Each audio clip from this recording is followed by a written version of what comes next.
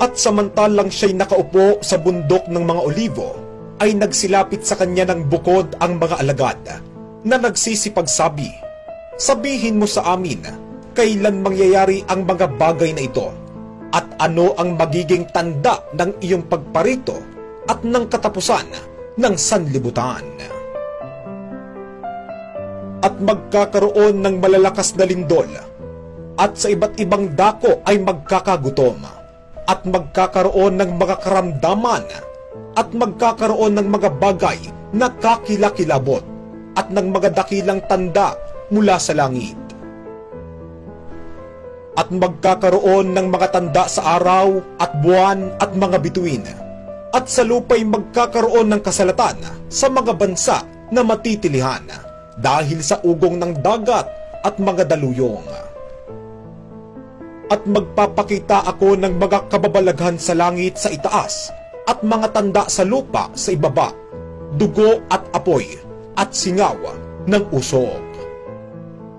Sapagkat ang mga araw na yaon ay magiging kapighatian, na ang gayoy di pa nangyayari buhat sa pasimula ng paglalang na nilikha ng Diyos hanggang ngayon, at ni hindi mangyayari kailanman. Datapwat alamin mo ito, na sa mga huling araw ay darating ang mga panahong mapanganib, sapagkat ang mga tao'y magiging maibigin sa kanilang sarili, maibigin sa salapi, mayayabang, mga mapagmalaki, mapagtungayaw, masawayin sa mga magulang, mga walang turing, mga walang kabanalan, walang katutubong pag-ibig, mga walang paglulubag, mga palabintangin, mga walang pagpipigil sa sarili, mga mabangis, hindi mga maibigin sa mabuti, mga lilo, mga matitigas ang ulo, mga palalo, mga maibigin sa kalayuan kaysa mga maibigin sa Diyos. At mga kakarinig kayo ng mga digmaan at mga alingawngaw ng mga digmaan. Ingatan ninyo na huwag kayong maglumihanan, sapagkat kinakailangang ito'y mangyari, datapwat hindi pa ang wakas, sapagkat magsisitindig ang bansa laban sa bansa, at ang kaharian laban sa kaharian, at magkakagutom at lilindol sa iba't ibang dako, datapwat ang lahat ng mga bagay na ito ay siyang pasimula ng kahirapan. Gayon din naman kayo, pagka nangakita ninyo ang lahat ng mga bagay na ito, ay talastasin ninyo na siya'y malapit na, nasa mga pintuan nga.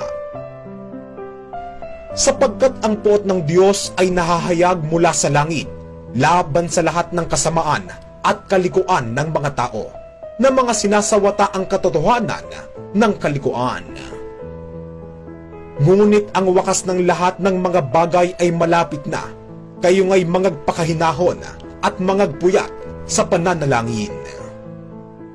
Datapwat ang magtiis hanggang sa wakas ay siyang maliligtas.